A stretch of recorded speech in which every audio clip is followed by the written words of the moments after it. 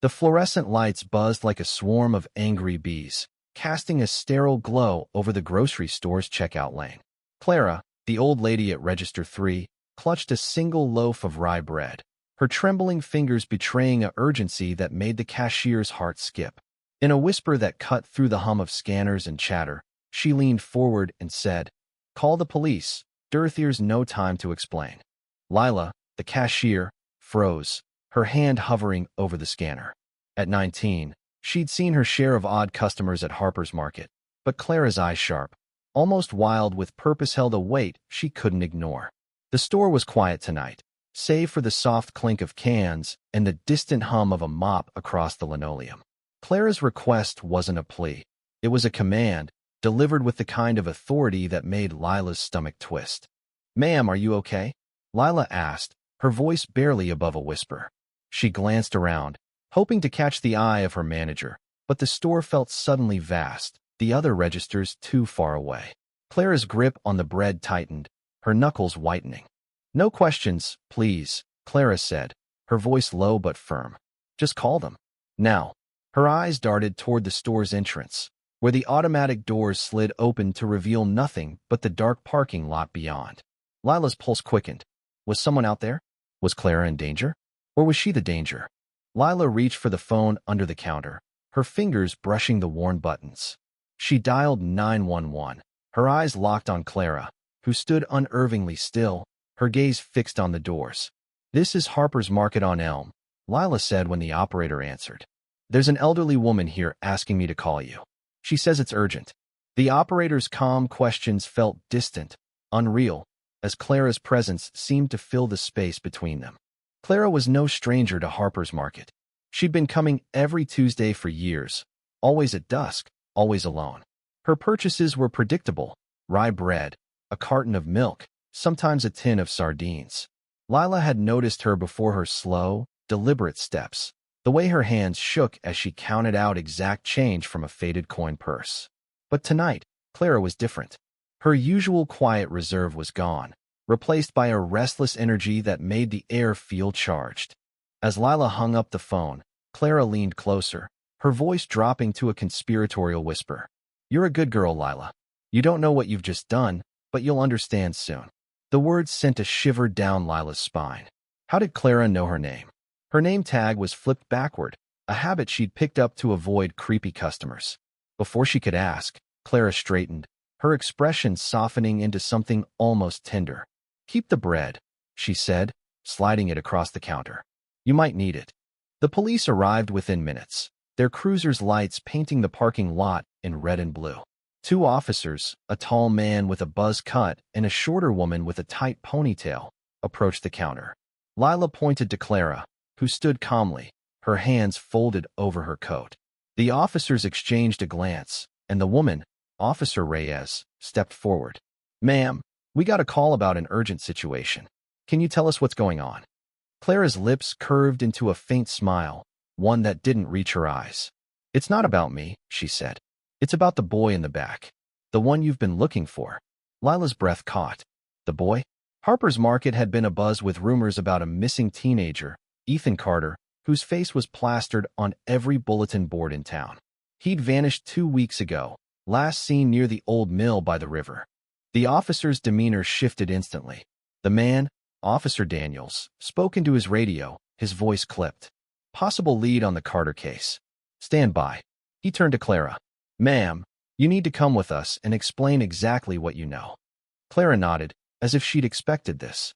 "I'll tell you everything," she said, "but not here. Take me to the station." She glanced at Lila, her eyes softening again. "You did the right thing, dear. Don't forget that." As the officers led Clara toward the cruiser, Lila stood rooted to the spot, the loaf of rye bread still on the counter. The store felt emptier now, the hum of the lights louder in her ears. What had just happened? Why had Clara chosen her, of all people, to deliver that cryptic message? And what did she mean about the boy? The police station was a squat, gray building that smelled of stale coffee and ink. Clara sat in a small interrogation room, her hands folded neatly in her lap, her faded blue coat draped over the chair beside her. Officer Reyes sat across from her, her notebook open, while Daniels leaned against the wall, arms crossed. The air was thick with unspoken questions. "Mrs. Whitaker," Reyes began, glancing at her notes. "You told the cashier you had information about Ethan Carter. We need you to start from the beginning." Clara's eyes, sharp and clear despite her age, met Reyes. "It's Miss Whitaker," she corrected gently. "And I'll tell you what I know, but it's not a simple story." She paused, her fingers tracing the edge of the table. "I saw Ethan 2 nights ago, near the old mill. He was alive, but he wasn't alone." Reyes leaned forward, her pen poised. "Who was with him?" Clara's gaze flickered, as if weighing her words. "A man. Tall, maybe in his 40s, with a scar across his left cheek. He was leading Ethan into the woods, toward the old hunting cabin by the river." Her voice was steady, but there was a tremor in her hands now, betraying the weight of what she was saying. Daniel stepped forward, his skepticism clear. "You're saying you saw this 2 nights ago, and you're just coming forward now? Why didn't you call us then?" Clara's smile was faint, almost wistful. "Because I needed to be sure," she said. "I needed to know I wasn't seeing things. I'm old, officer. My eyes aren't what they used to be. But I've been watching that mill for weeks, ever since I heard about Ethan. I walk by it every evening. It's on my route home." Reyes scribbled furiously, her mind racing. The mill was a known spot for troubled teenagers sneaking off to drink, vagrants passing through. But a kidnapping? That was new. "Can you describe this man in more detail?" she asked. Clara closed her eyes, as if summoning the memory. He wore a dark jacket, maybe leather. His hair was short, dark, with a bit of gray at the temples. He moved like he knew the woods, like he'd been there before. She opened her eyes, her gaze piercing. Ethan didn't look scared, but he wasn't himself either. He was quiet. Too quiet. The officers exchanged another glance. Ethan Carter was 16, a good kid by all accounts, but known for being impulsive. His disappearance had sparked a town-wide search, with volunteers combing the riverbanks and woods. If Clara's story was true, it could break the case wide open. But something about her calm, measured delivery made Reyes uneasy. How did an elderly woman, who lived alone and rarely spoke to anyone, know so much? "Miss Whitaker," Reyes said carefully. "How did you know to go to Harper's Market tonight? Why ask the cashier to call us?" Clara's expression softened, and for a moment, she looked almost fragile. "Because Lila's a good girl," she said. "I've watched her for months, always kind to me, always patient. I knew she'd listen. And I couldn't call from home, I don't have a phone. Besides, I needed to be somewhere public, somewhere safe." Daniels raised an eyebrow. "Safe from what?" Clara's eyes darkened. "From whoever's watching me," she said softly. "I felt it for weeks. Eyes in the dark, footsteps behind me. Whoever took Ethan knows I've seen something. And they're not happy about it." The room fell silent, the weight of her words settling over them like a fog. Reyes felt a chill creep up her spine. Was Clara a witness, or was she something more? A lead, a suspect, or just a lonely old woman spinning tales? The truth felt just out of reach, like a shadow moving in the corner of her vision. Back at Harper's Market, Lila couldn't shake the image of Clara's piercing gaze. The store had closed for the night, and she was alone, wiping down the counter, the loaf of rye bread still sitting there like an unanswered question. Why had Clara left it behind? And why had she seemed so certain that Lila would help? The bell above the door chimed, startling her. It was Marcus, the night stalker, a lanky guy in his early 20s with a perpetual slouch. He carried a crate of canned goods, his headphones dangling around his neck. "Yo, Lila, you okay? You look like you saw a ghost." Lila forced a smile, tucking a strand of hair behind her ear. "Just a weird night. You hear about that old lady, Clara?" Marcus shrugged, setting the crate down. "The one who's always buying bread?" "Yeah, she's odd but harmless." "What?"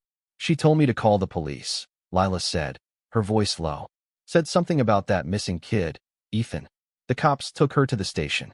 Marcus's eyes widened, and he let out a low whistle. "No way. Clara? She's, like, 100 years old. What's she got to do with a missing kid?" Lila didn't answer, her mind racing. She didn't know Clara well, but the old woman's words had lodged in her chest like a splinter. "You'll understand soon." What did that mean?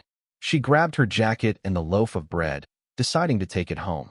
Maybe it was nothing, but it felt like a clue, a piece of Clara's strange puzzle. As she stepped into the chilly night air, the parking lot was empty except for her beat-up Honda, and a flicker of movement near the dumpsters. Her heart skipped a beat. "Hello," she called, her voice swallowed by the dark. No answer, just the rustle of leaves skittering across the pavement. She hurried to her car, locking the doors the second she was inside. At the station, Clara's story was unraveling in ways Reyes hadn't expected. The old woman's details about the man with the scar were specific, almost too specific, but when they ran her description through their database, nothing came up. No known associates of Ethan matched her account. Still, Clara's certainty was unshakable, and that made Reyes nervous. "Let's back up," Reyes said, flipping to a new page in her notebook. "You said you've been walking by the mill every evening. Why? Most people avoid that place." Clara's fingers stilled, and she looked down at her hands, as if seeing them for the first time. "It's not about the mill," she said softly. "It's about the river. It calls to me. Always has. Ever since I was a girl." Daniel snorted, but Reyes shot him a look. "Go on," she said. Clara's voice grew distant, her eyes unfocused. "When I was young, I lost someone by that river. My brother, Henry. He was only 10. Fell through the ice one winter, and I couldn't save him." She paused, her breath hitching. "I've walked that path ever since, looking for I don't know. Redemption, maybe. Or just answers." Reyes felt a pang of sympathy, but she kept her tone professional. "And that's when you saw Ethan?" Clara nodded. "2 nights ago, I was by the river, same as always. I heard voice slow, hurried. I hid behind a tree and saw them, Ethan and that man." Ethan looked dazed, like he'd been drugged. The man was pulling him along, toward the cabin. I wanted to follow, but her voice cracked. "I was afraid." Daniels leaned forward, his skepticism softening. "Why didn't you call us right away?" "I told you," Clara said, her voice sharp again. "I don't have a phone, and I needed to be sure it wasn't my mind playing tricks. I'm old, not senile, but I know how it looks. An old woman, living alone, talking about kidnappings? You'd have dismissed me." Reyes couldn't argue with that. She'd seen too many cases where witnesses were ignored because they didn't fit the mold of reliable. But Clara's story was starting to feel like a maze, each turn leading to more questions. Who was the man with the scar? And why was Clara so certain he was dangerous? Before Reyes could press further, the door to the interrogation room opened. A young officer, barely out of the academy, poked his head in. "Sorry to interrupt, but we got a call from the mill. Some kids were trespassing, and they found something. A backpack. Looks like it might belong to Ethan Carter." Reyes's heart raced. "Get a team out there now," she said, standing. She turned to Clara. "You're coming with us." Clara's eyes widened, but she nodded, rising with a grace that belied her age. "I knew you'd listen," she murmured, almost to herself. The mill was a crumbling relic, its wooden beams sagging under decades of neglect.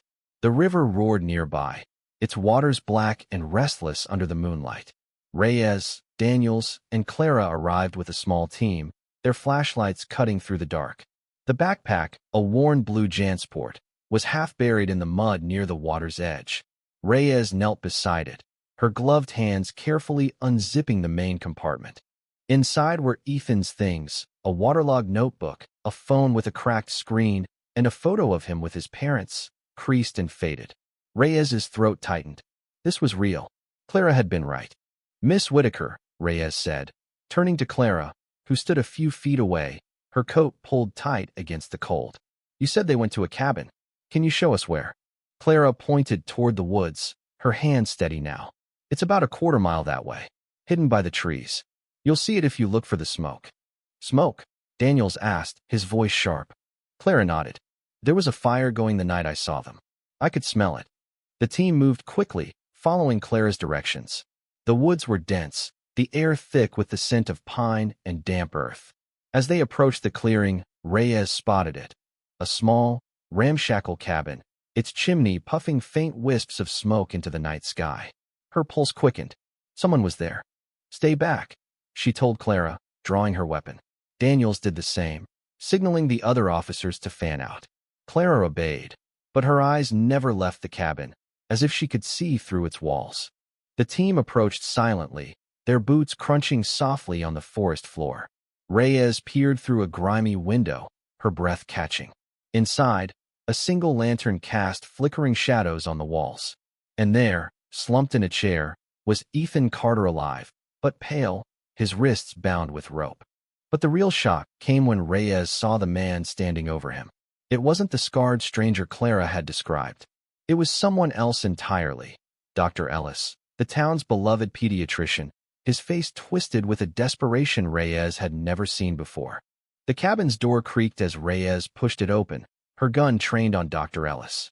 "Hands up now," she barked, her voice cutting through the stale air. Ethan's head jerked up, his eyes wide with fear, but Dr. Ellis didn't move. He stood frozen, a syringe in one hand, his face pale under the lantern's glow. "Officer Reyes," he said, his voice unnervingly calm. "This isn't what it looks like."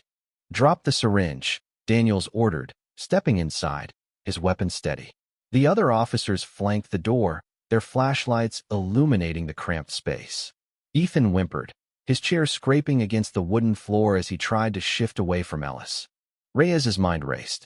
Dr. Ellis was a fixture in townkind. Trusted, the man who'd given Ethan his vaccinations as a child. How was he here, in a hidden cabin, with a missing teenager tied to a chair? And where was the man with the scar Clara had described? "Step away from the boy," Reyes said, her voice low but firm. Ellis hesitated, then set the syringe on a rickety table, raising his hand slowly. Daniels moved in, cuffing him while another officer untied Ethan, who was trembling but unharmed. "Miss Whitaker," Reyes called over her shoulder, keeping her eyes on Ellis. "Can you come in here?" Clara stepped into the cabin, her frail figure silhouetted against the moonlight. Her eyes locked onto Ellis, and for a moment, something unreadable passed across her face: anger, recognition, or maybe both. "This isn't the man I saw," she said quietly, her voice steady despite the tension in the room. Reyes frowned. "You're sure?" Clara nodded, her gaze never leaving Ellis. "The man I saw had a scar. This one doesn't." Ellis let out a shaky laugh, his cuffed hands twitching. "I told you. This is a misunderstanding. I was trying to help Ethan. He was in trouble, mixed up with some bad people. I found him here, like this." Ethan, now free, shook his head violently. "He's lying," he croaked, his voice hoarse. "He brought me here. Said he'd hurt my family if I didn't come." The room fell silent, the weight of Ethan's words sinking in. Reyes felt a knot tighten in her stomach. She turned to Clara. "Miss Whitaker, if this isn't the man you saw, then who's out there? And why is Dr. Ellis involved?" Clara's lips pressed into a thin line. "I don't know," she admitted. "But I know what I saw. The man with the scar was real. And he's still out there." Back at the station, Ethan sat wrapped in a blanket, sipping water from a paper cup. His parents had been called, and the reunion was imminent. But his story was still unfolding. He claimed Dr. Ellis had approached him 2 weeks ago, offering to help with personal problems Ethan was too ashamed to share. The doctor had lured him to the cabin under the pretense of a safe place to talk, only to tie him up and keep him there, claiming it was for his own protection. "It didn't make sense," Ethan said, his voice shaking. "He kept talking about someone else, someone who'd be angry if I left. I thought he was crazy." Reyes listened, her mind turning over Clara's story. The man with the scar was a loose end, a shadow in the narrative that didn't fit. Was Clara mistaken, or was there another player in this twisted game? And why had Ellis, a respected doctor, risked everything to hold a teenager captive? Meanwhile, Lila was at home, the loaf of rye bread on her kitchen counter. She couldn't stop thinking about Clara's words, her cryptic certainty. Unable to sleep, she sliced the bread open, more out of nervous habit than hunger. Something crinkled inside. Frowning, she dug into the loaf and pulled out a folded piece of paper, yellowed with age. It was a letter, written in neat, slanted handwriting. "To whoever finds this," it began. "If you're reading this, I'm likely gone. My name is Clara Whitaker, and I've been watching the mill for years, waiting for the truth to surface. The man with the scar took my brother, Henry, in 1957. He's still out there, and he's dangerous. Don't trust anyone, not even those you think you know." Lila's hands shook as she read. The letter went on to describe the man with the scar in chilling detail. His cold eyes, his deliberate movements, the way he seemed to vanish into the woods. Clara had written that she'd spent decades tracking him, convinced he was tied to other disappearances in town, including Ethan's. The letter ended with a plea. "If you find this, take it to the police. Don't let him win." Lila's heart pounded. She grabbed her keys and headed for the station, the letter clutched in her hand. She didn't know what it meant, but she knew Clara wasn't just a lonely old woman. She was a hunter, chasing a ghost from her past. At the station, Reyes was piecing together Dr. Ellis's story when Lila burst in, breathless, holding the letter. "You need to read this," she said, thrusting it into Reyes's hands. As Reyes scanned the words, her blood ran cold. Clara's story wasn't just about Ethan, it was about a decades-old wound, a man who'd haunted her life since childhood. "Get Clara in here," Reyes told Daniels, her voice urgent. But when they checked the holding room, Clara was gone. The officer on duty swore she'd been there minutes ago, but the room was empty, her coat still draped over the chair. Reyes's phone buzzed with a new report, a sighting of an elderly woman near the mill, heading back toward the river. "She's gone after him," Reyes said, realization dawning. "The man with the scar." The team mobilized again, racing back to the mill. The night was colder now, the river's roar louder in their ears. Clara's figure was a speck in the distance, moving with a purpose that belied her age. Reyes called out, but Clara didn't stop. She was heading for the water, her steps steady, as if drawn by something only she could see. When they caught up to her, Clara was standing at the river's edge, her eyes fixed on the dark current. "He's here," she whispered. "I can feel him." Reyes grabbed her arm gently. "Miss Whitaker, you need to come with us. It's not safe." Clara turned, her face illuminated by the moonlight. "It's never been safe," she said. "But I'm done running." Before Reyes could respond, a rustle came from the trees. A figure emerged, tall, dark-haired, with a scar slicing across his left cheek. He held a knife, its blade glinting in the moonlight. Reyes drew her weapon, but Clara stepped forward, unafraid. "You," Clara said, her voice trembling with decades of grief. "You took my brother. And now Ethan." The man smiled, a cold, predatory grin. "You're persistent, old lady," he said. "But you're too late." The man with the scar stepped closer, his knife catching the moonlight like a shard of ice. Reyes's grip tightened on her gun, her heart pounding as she shouted, "Drop the weapon, now!" But the man's eyes were locked on Clara, as if the armed officers around him were irrelevant. Clara stood her ground, her frail frame radiating a defiance that made the air crackle. "You don't scare me anymore," Clara said, her voice steady despite the tremor in her hands. "I've waited 68 years for this." The man's smile widened, but there was no warmth in it. "You should have stayed quiet, Clara," he said, his voice low and gravelly. "You always were a meddler." Reyes's mind raced, piecing together the fragments of Clara's story. This man wasn't just a stranger, was a ghost from her past, the shadow that had haunted her since her brother's death. But how was he still here, decades later, looking barely older than 40? It didn't make sense, but the danger was real, and Reyes had no time to unravel the mystery. "Last warning," Daniels called, his gun trained on the man. The other officers formed a loose circle, their flashlights pinning the stranger in a harsh glare. Ethan, still shaken, clung to an officer near the cabin, his eyes wide with terror. The man raised his hand slowly, the knife still glinting in his grip. "You think you've got me," he said, his gaze flicking to Reyes. "But you don't know the half of it. Ask your doctor friend. He knows more than he's saying."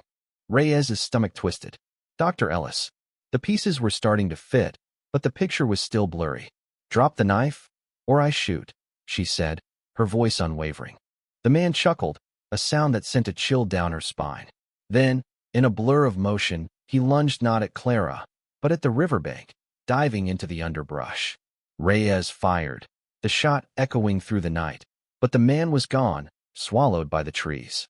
Daniels cursed, signaling the team to pursue, but Clara grabbed Reyes's arm. "Let him go," she said, her voice urgent. "He's not the one you need to worry about right now. Ellis is the key." Reyes spun toward her. "What do you mean?" "Ellis is in custody." Clara's eyes darkened. "He's not what he seems. He's been protecting that man for years. Check his office. You'll find proof." Back at the station, Dr. Ellis sat in an interrogation room, his composure fraying. Reyes stormed in, Clara's letter and the backpack's contents spread out on the table. "Talk," she said, slamming her hand down. "Who's the man with the scar? And why were you holding Ethan?" Ellis's jaw tightened, but his eyes betrayed a flicker of fear. "I told you, I was protecting him. Ethan was in over-his-head drugs, bad influences. I was keeping him safe. Safe? Reyes snapped. You tied him up in a cabin. And now we've got a witness tying you to a man who's been linked to disappearances for decades. Start talking, or I'll tear your life apart until I find the truth. Ellis leaned back, his hands cuffed to the table. You don't understand, he said softly. Some things are bigger than you. Bigger than this town. Before Reyes could press further, an officer burst in. We searched Ellis's office. Found a hidden safe. Inside was a journal dates back to the 50s. Mentions a Mr. Kane, a man with a scar. And there's more. Medical records, payments, all tied to missing kids over the years. Reyes's blood ran cold. She turned to Ellis, who looked away, his face pale. Who's Mr. Kane? She demanded. Ellis's voice was barely a whisper. Someone you don't cross. Someone who doesn't age. Lila, meanwhile, was back at Harper's Market, unable to stay away. The letter had shaken her, and she felt drawn to the store, as if Clara's presence lingered there. She was sweeping the aisles when she noticed something odd. A small, carved symbol on the edge of the counter where Clara had stood. It was a crescent moon, etched so faintly she'd never noticed it before. She ran her fingers over it, her mind flashing to the letter. Clara had mentioned symbols, signs the man with the scar left behind. Heart pounding, Lila grabbed her phone and snapped a picture, sending it to Reyes with a text. Found this at the store. Clara knew something. As she waited for a response, the bell chimed again. She turned, expecting Marcus, but instead, an older woman stood in the doorway. She was in her 60s, with sharp eyes and a cautious smile. You're Lila, aren't you? She said. Clara told me about you. Lila's breath caught. Who are you? The woman stepped closer, her voice low. My name's Margaret. I was Clara's friend, years ago. She asked me to keep an eye on things if anything happened to her. And now I think you're part of this, whether you like it or not. Lila's head spun. Part of what? Margaret's smile faded. The hunt. Clara's been chasing that man for decades. He's not just a criminal, something else. And now he's after you, too. By the river, Clara stood alone, the police search having moved deeper into the woods. She knew they wouldn't find him. Mr. Kane was too clever, too elusive. But she wasn't done. She'd spent her life tracking him, piecing together his patterns, his victims. Ethan was safe now, but there would be others. There always were. She reached into her coat pocket, pulling out a small, worn journal her own, not unlike the one found in Ellis's safe. It was filled with names, dates, and symbols, a map of a darkness that had consumed her life. She flipped to the last page, where she'd written a final note. To Lila, if you find this, don't stop. You're stronger than you know. Clara tucked the journal back into her pocket and turned toward the river. The water called to her, as it always had, whispering memories of her brother, of a life stolen. She didn't know if she'd survive this fight, but she knew one thing. She'd given Lila the tools to carry on. As the first light of dawn broke over the trees, Clara stepped forward, her eyes fixed on the horizon. Somewhere out there, Mr. Kane was waiting, and she was ready.